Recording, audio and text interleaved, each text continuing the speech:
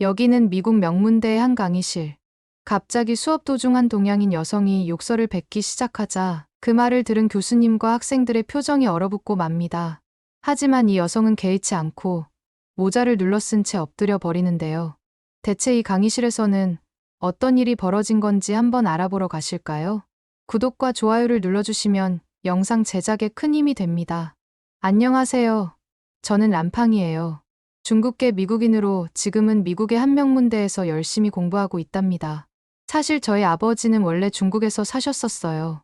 그런데 몇 년 전에 미국으로 이민 오셨죠. 처음에는 정말 힘드셨대요. 아무것도 없이 낯선 나라에 와서 사업을 시작한다는 게 쉽지 않았을 거예요. 하지만 아버지는 굉장히 근면하고 성실하신 분이셨어요. 포기하지 않고 꾸준히 노력하셨죠. 무려 10년 동안이나 음식점을 운영하시면서 점차 입지를 다져가셨대요. 정말 많이 힘드셨을 텐데 끝까지 버텨내신 아버지가 너무 대단하다고 생각했어요. 그 결과 우리 아버지의 중국집은 동네에서 소문난 맛집이 됐답니다. 늘 손님들로 북적였죠. 식사 시간만 되면 웨이팅 줄이 어마어마했다니까요. 전 그런 아버지의 모습을 보면서 엄청난 자부심을 느꼈어요. 아버지 덕분에 저는 행복한 어린 시절을 보낼 수 있었던 것 같아요. 근데 어느 순간부터 이상한 일이 벌어지기 시작했어요. 손님이 갑자기 팍 줄어든 거예요. 만석이던 식당에 빈자리가 하나둘 늘어나더니 점점 손님들의 발길이 뜸해졌죠.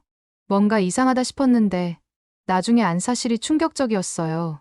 알고 보니 얼마 전 근처에 새로운 한식당이 문을 열었더라고요. 한류 열풍 덕분에 한식에 대한 관심이 높아진 것 같았어요. 웬만한 중국 음식점은 상대도 안 될 정도로 그 한식당은 엄청난 인기를 끌고 있었죠. 아무래도 특별하고 맛있는 한국 음식들 앞에서 우리 중국집은 밀릴 수밖에 없었나 봐요. 매출은 떨어지고 적자는 늘어만 갔어요. 그때부터 항상 흑자였던 아버지의 가게가 처음으로 위기를 맞게 됐죠. 이게 도대체 어떻게 된 일인지 저로서는 정말 속상하고 화가 났어요. 아버지의 가게를 위협하는 그 한식당이 너무 밉고 원망스러웠달까요? 아버지 가게가 위기를 맞게 된 이후로 전 한국과 한식당에 대해 좋지 않은 감정이 생겼어요. 한식당 때문에 우리 집 장사가 안 된다는 생각에 괜히 한국 음식이 미워지고 한국 문화 전체가 너무 싫어졌달까요? 한국 하면 떠오르는 게 그 한식당밖에 없을 정도로 제 머릿속은 부정적인 감정으로 가득 찼어요. 한식당과 한국에 대한 안 좋은 기억이 쌓이면서 점차 한국이라는 나라 자체가 너무 싫어지고 부정적으로 보이기 시작했죠. 짜증나고 밉고 열받는 감정들 때문에 한국이 관련된 것을 보면 다 무너뜨리고 싶었어요. 그때쯤 전 동아시아 역사에 대한 교양 수업을 듣고 있었어요. 근데 언제부터인가 수업 시간에 이상한 일이 벌어지기 시작했죠. 강의실에 가면 친구들이 늘 한국 연예인 얘기로 떠들어대는 거예요. 수업 시작 전만 되면 K-팝, K-드라마, K-무비에 대해서 열띤 토론을 하더라고요. 그런 모습을 보고 있자니 왠지 모르게 짜증이 밀려왔어요. K-팝 좋아하는 애들 무리에는 꼭 한국에서 온 은영이라는 애가 있었거든요. 항상 그 무리의 중심에서 주목받는 걸 보면 괜히 질투가 나기도 했어요. 사실 저는 원래부터 은영이를 달가워하지 않았어요. 성적으로 은영이를 이길 수가 없었기 때문이에요. 은영이는 항상 전교에서 손꼽히는 모범생이었거든요. 공부도 운동도 잘하는 데다 인기까지 많으니 당연히 눈에 띄는 존재였죠. 반면 전 아무리 노력해도 은영이를 이기기는커녕 항상 중위권에 머물 수밖에 없었어요. 은영이와 비교당하는 것 자체가 너무 싫었고 자존심이 상했달까요? 그래서 은영이가 좋아하는 한국 문화에 대해 더더욱 관심을 가질 리가 없었죠. 저도 모르게 한국 문화를 접할 때마다 거부감이 들더라고요.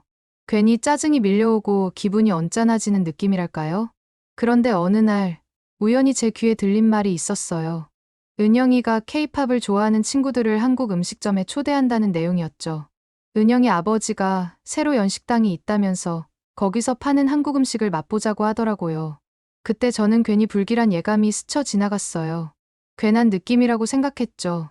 그 다음 수업 시간, 친구들이 웃으면서 떠드는 소리가 들렸어요. 어제 은영이네 아버지 식당에서 밥 먹었는데 진짜 맛있더라. 특히 짜장면이랑 비빔밥이 최고였어. 문득 은영이네 아버지가 운영하는 가게의 이름을 들었는데 익숙한 거 아니겠어요? 어디서 들어본 거지 하고 곰곰이 생각해보니 그 한식당이 바로 아버지 가게 매출을 급감시킨 한식당이었던 거예요. 은영이가 친구들을 초대한 그 식당 때문에 우리 집 장사가 망해가고 있었다니. 너무 충격적이고 어이가 없더라고요. 그때부터 전 은영이가 더 밉고 얄미웠어요.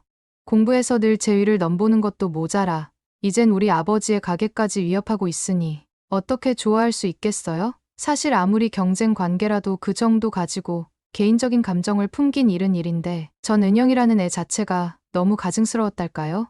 게다가 제 분노를 더 키운 일도 있었죠. 은영이네 가게에서 짜장면을 판매한다는 건데 말이 안 된다 싶더라고요. 짜장이라는 재료가 중국 춘장을 응용한 거라는 건 누구나 다 알잖아요. 근데 그걸 가지고 한국 음식인 마냥 판매하는 게 말이 되나요? 한국 사람들은 문화적으로 중국에 많은 영향을 받긴 했어요. 하지만 그렇다고 중국에서 건너온 음식을 마음대로 자기네 거라고 할 수는 없는 거잖아요. 그건 문화도용이나 마찬가지라고 생각했어요. 그 사실이 너무 불만스럽고 분했죠. 저는 같은 강의를 듣는 중국인 동기들에게 이 사실을 일러바쳤어요. 이야기를 듣더니 다들 황당해하면서 얼굴을 찡그리더라고요. 격분한 목소리로 은영이를 꼭 혼내줘야 한다고 주장하기도 했죠. 우리 문화를 타문화인 것처럼 둔갑시키려는 행위에 강하게 대처하기로 뜻을 모았어요. 하루는 동아시아 역사 수업에서 각국의 음식에 대해 얘기가 나온 적이 있었어요. 교수님의 설명이 이어지는 동안 강의실은 조용했죠. 그런데 교수님이 갑자기 학생들에게 질문을 던지셨어요. 동아시아 3개국 중 음식을 실제로 경험해 본 사람이 있냐는 거였죠. 질문이 끝나기가 무섭게 제 앞자리에 앉은 남학생이 반짝이는 눈빛으로 자신 있게 손을 들더니 운을 떼기 시작했죠. 교수님 앞에 당당히 서서 최근에 은영이 아버지가 운영하는 식당을 다녀왔다고 말하는 게 아니겠어요? 식당 이름을 듣고 제 심장이 철렁 내려앉는 것 같았죠. 그 남학생은 신이 난 목소리로 은영이네 가게에서 짜장면을 먹었던 경험을 이야기했어요. 음식을 맛보면서 참 신기했다는 거예요. 불고기나 비빔밥 같은 한식만 있는 줄 알았는데 짜장면도 엄연한 한국 음식이라는 걸 새롭게 알게 됐다나요? 전 순간 이성을 잃을 뻔했어요. 말도 안 된다는 생각밖엔 들지 않았거든요. 억울하고 분한 마음에 저도 모르게 자리에서 벌떡 일어나 손을 번쩍 들었어요. 짜장면의 주재료인 춘장은 분명 중국에서 건너온 거라고 따지고 들었죠. 어떻게 그걸 가지고 한국 음식이라 포장할 수 있냐면서 말이에요.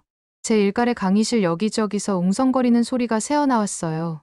수업 시간 내내 조용하던 중국인 학생들이 하나둘 눈치를 주고받으며 동의를 표하기 시작했죠. 마치 난리가 난 것처럼 강의실은 술렁이기 시작했고 교수님까지 나서서 질서를 되찾으려 애쓰셨어요.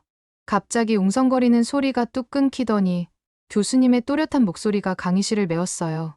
짜장면에 대해 더 설명해 주시겠다며 학생들의 주의를 환기시켰죠. 교수님께서도 얼마 전 짜장면을 직접 드셔보셨다고 하셨어요. 매력에 푹 빠지셔서 궁금증을 참지 못하고 짜장면의 유래까지 샅샅이 찾아보셨대요. 설명을 시작하시던 교수님은 저를 힐끗 쳐다보셨어요. 그러더니 제가 주장한 것처럼 짜장면의 기원은 중국이 맞다고 하시는 거예요. 중국 춘장 소스에서 따온 짜장이 주재료니까요. 듣고 있자니 왠지 모르게 뿌듯했어요. 내 말이 틀리지 않았다는 게 입증된 것 같았달까요? 그런데 교수님은 중국과 한국의 짜장면은 완전히 다르다고 덧붙이셨어요. 짜장면이 중국에서 건너오긴 했지만 한국에 정착하면서 한국인의 입맛에 맞게 크게 변형됐다는 거였죠. 그 과정을 거치며 전혀 새로운 음식으로 재탄생했기에 이젠 엄연히 한국 고유의 음식으로 봐야 한다고 역설하셨어요. 교수님의 가르침을 곱씹어 보니 마음 한구석이 좀 찜찜하더라고요. 아무리 그래도 중국 음식인데 그걸 한국 음식이라 하는 게 쉽사리 이해가 안 갔달까요? 교수님의 설명에 제 속이 뒤틀리는 것 같았어요. 그러자 더 이상 참을 수가 없었죠. 저는 한국이 처음부터 중국의 속국이었다며 크게 반박했어요. 대체 중국의 것을 물려받은 나라가 어떻게 스스로의 문화가 있다고 우길 수 있냐고 따졌죠. 듣고 있던 교수님은 피식 웃으시더니 제가 역사 공부를 더 열심히 해야겠다고 일갈하셨어요. 한국은 오랜 세월 동안 중국과는 완전히 별개의 문화와 전통을 발전시켜온 독립적인 국가라고 강조하셨죠.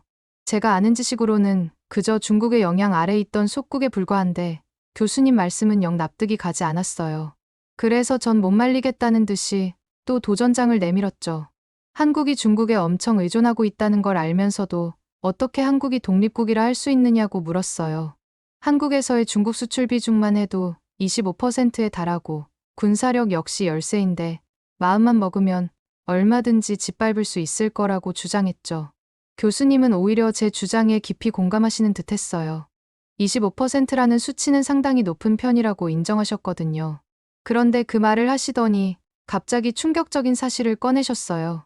수출의 나머지 75%는 다른 국가들과의 무역으로 채워지고 있다는 거예요. 즉, 중국이 무역 제재를 가한다 해도 한국은 다른 나라와의 교역만으로도 견뎌낼 수 있다는 뜻이었죠. 그에 비해 중국은 공격적인 외교로 주변국과 갈등을 빚고 심지어 미국과도 대립각을 세우고 있어서 고립무원의 처지라고 지적하셨어요. 반면에 한국은 주변에 우방국으로 둘러싸여 굳건한 입지를 다지고 있다고 하시더라고요.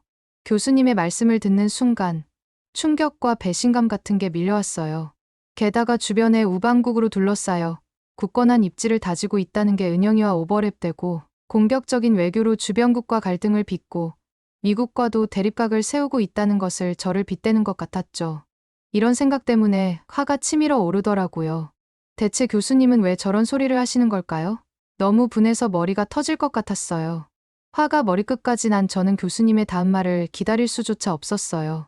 하지만 이어서 교수님은 군사력 얘기를 꺼내시더라고요. 중국이 군사강국 3위의 국방비가 한국의 5배나 된다고 하시는 거예요. 그 말씀을 듣는데 속으로 교수님께 엄지손가락을 치켜 세웠죠. 드디어 한국에 대한 헛소리는 접으시는 건가 싶었거든요. 그런데 말씀을 이어가시던 교수님이 갑자기 놀라운 사실을 말씀하시더라고요.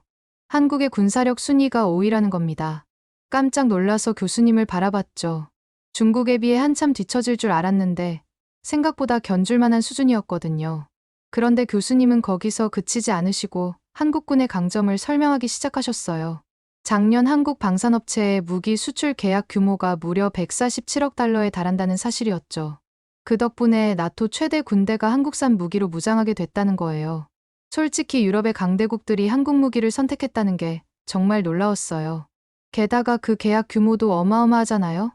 인정하긴 싫었지만 한국 무기의 성능과 기술력이 얼마나 우수한지 짐작이 가긴 했죠.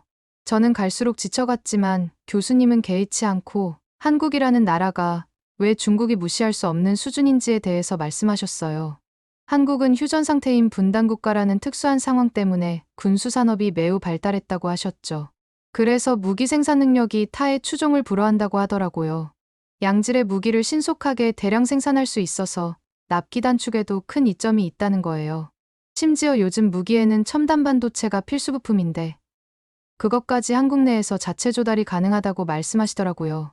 군수산업에서 반도체 기술이 차지하는 비중이 어마어마한 걸 생각하면 정말 큰 경쟁력이 아닐 수 없다는 설명이었죠. 특히 한국은 불안정한 동북아 정세에 대비하기 위해 군사력 현대화에 박차를 가해왔다고 했어요. 북한의 끊임없는 도발과 주변국들의 군비 경쟁 속에서 살아남기 위해 노력한 결과라나 봐요. 덕분에 이제 한국은 최신의 전투기인 KF-21과 세계 최고 성능을 자랑하는 K2 전차, K9 자주포 같은 현대식 무기 체계를 갖추게 됐대요. 게다가 이런 첨단 무기들은 실전 배치 이전에 이미 해외에서 러브콜을 받고 있다고 하더라고요. 심지어는 군사 강국 미국에서도 한국의 방위력을 높이 평가하고 있다는 사실에 깜짝 놀랐어요. 제 머릿속에선 한국이 그저 중국의 그늘에 가려진 작은 나라였거든요. 하지만 교수님 말씀을 들어보니 생각보다 큰 한국의 규모에 괜히 저도 주춤하게 되더라고요. 교수님의 강의를 듣고 있자니 제 고정관념이 무너지는 것 같았어요. 하지만 한편으로는 자존심이 너무 상해서 마지막으로 한마디 하지 않고는 배길 수가 없었죠. 저는 울먹이는 목소리로 중국과 한국의 인구 차이를 거론했어요.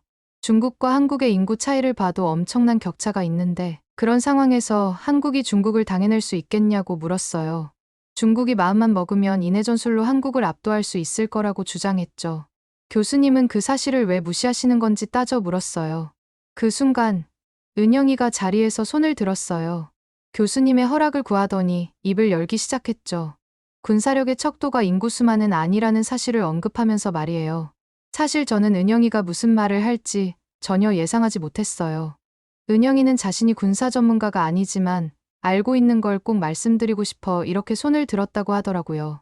은영이는 본인이 군사 전문가가 아니라곤 말을 했지만 아무래도 동아시아 역사학에서 1위를 다투는 성적을 갖고 있기 때문에 괜히 뜨끔하면서 살짝 무서워지기 시작하더라고요. 하지만 은영이는 군사력의 진짜 의미를 꿰뚫어 보고 있었어요. 단순히 병력이 많고 무기가 많다고 강한 군대가 아니라는 거죠. 은영이는 정신력의 중요성을 역설하면서 한국군이 참전했던 베트남 전쟁의 사례를 들어 설명하기 시작했어요.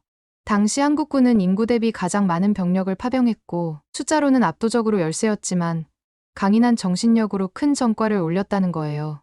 험난한 정글과 거친 날씨 속에서도 굴하지 않고 임무를 완수했던 한국군의 모습에 미군까지도 깜짝 놀랬다더라고요. 게다가 한국군은 그 과정에서 베트콩 게릴라와의 비정규전, 시가전 등 다양한 교전 경험을 쌓았대요. 이런 살아있는 전투 노하우는 결코 이론이나 숫자로 따질 수 없는 값진 자산이라고 말하더라고요. 은영이의 말을 듣고 있자니 왠지 모를 자괴감이 들었어요. 한국에 대한 제 인식이 절대 틀릴 수가 없다고 생각했는데 괜히 은영이가 저의 자격지심을 꿰뚫어 보는 것만 같아 부끄러워졌어요. 그런데 은영이의 일침은 거기서 그치지 않았어요. 저한테 한국을 폄하하는 이유가 뭔지 따져 묻기 시작한 거예요. 마치 제 속마음을 꿰뚫어 보는 것 같은 날카로운 지적이었죠. 은영이는 제가 편협한 사고방식에 갇혀 있다고 직설적으로 말했어요. 원조를 맹신하다 보면 그것에 얽매여 진보할 수 없게 된다고 말하는 게 아니겠어요? 오히려 한국처럼 외부 이것을 흡수하되 자기만의 색깔을 입혀 새로운 것을 만들어내는 자세가 필요하다고 강조했죠. 한국은 그런 과정을 거쳐 이제는 어느 나라에도 뒤지지 않는 문화 강국으로 우뚝 섰대요. 퓨전 음식이 대표적인 예시라면서 짜장면 얘기를 꺼내더니 제가 원조라고 집착하는 중국 문화조차 한국에서 재해석되어 새롭게 발전하고 있다고 일갈했어요. 그리고 요즘 퓨전 음식도 많아지는데 이건 그럼 어디가 원조냐면서 저에게 묻더라고요. 은영이의 말을 듣는 순간 뒤통수를 한 대 맞은 기분이었어요. 제가 그동안 너무 편협하고 이기적으로 생각했던 게 아닌가 하는 생각에 머릿속이 복잡해지더라고요. 은영이의 예리한 지적에 논리적으로 반박할 수 없었던 제 자신이 너무 화가 나기 시작했어요. 은영이의 일침은 계속 이어졌어요. 제가 한국에 대한 자격지심에 사로잡혀 편견에 빠져 있다는 걸 날카롭게 꼬집더니 그런 다친 사고방식으론 결국 도태될 수밖에 없다고 경고하는 거예요. 이미 세계는 글로벌 시대로 접어들었는데 여전히 원조가 아닌 것에 원조라고 따지고 종주국 타령이나 하고 있으니 얼마나 후진적으로 비칠지 따져 물었죠. 저는 아무 말도 할 수 없었어요. 은영이의 일침에 저도 모르게 기가 죽어버리더라고요. 부하가 치밀어 오르는데도 뾰족한 수가 없었어요. 일그러진 얼굴로 웅얼거리다가 결국 참지 못하고 욕설을 내뱉고 말았죠. 강의실에 험한 말이 메아리치는 순간 저는 너무 수치스러워 고개를 들 수 없었어요. 그 모습을 지켜보던 교수님이 저를 향해 따가운 시선을 던지셨어요. 하지만 더 이상 아무 말씀도 하지 않으셨죠. 수업은 어색한 공기 속에 어떻게든 마무리되었어요. 저는 모자를 눌러쓰고 혼자 엎드려 버렸죠. 얼굴이 화끈거려서 누구와도 시선을 마주치고 싶지 않았어요. 강의실을 나와서도 한동안 멍하니 걸었어요. 은영이의 말들이 머릿속을 맴돌았죠. 제가 그동안 얼마나 어리석게 굴었는지 스스로에 대한 회의감이 밀려왔어요. 분노와 모멸감이 뒤섞인 복잡한 감정에 사로잡혀 한숨만 푹푹 내쉬었죠. 하지만 마음 한편으로는 치욕스러운 패배감이 용서가 되지 않았어요. 제 자존심이 너무 심하게 굴욕당한 것 같았달까요. 그래서 다짐했죠. 언젠가 꼭 은영이에게 복수하겠다고요. 어떻게든 제 능력을 증명해 보이고 싶었어요. 지금의 수모를 되갚아주겠다는 각오가 불타올랐죠. 솔직히 은영이를 이길 수 있는 방법이 크게 떠오르질 않는다는 게 요즘 저의 가장 큰 고민인데요. 그래서 그러는데 은영이를 이길 수 있는 좋은 방법이 없을까요? 알려주시면 감사하겠습니다. 오늘의 사연은 어떠셨나요? 외국인들이 한국에 대해 겪은 해외 감동 사연을 계속해서 보고 싶다면 구독과 좋아요 부탁드려요. 긴 영상 시청해주셔서 감사합니다. 오늘도 행복한 하루 보내세요.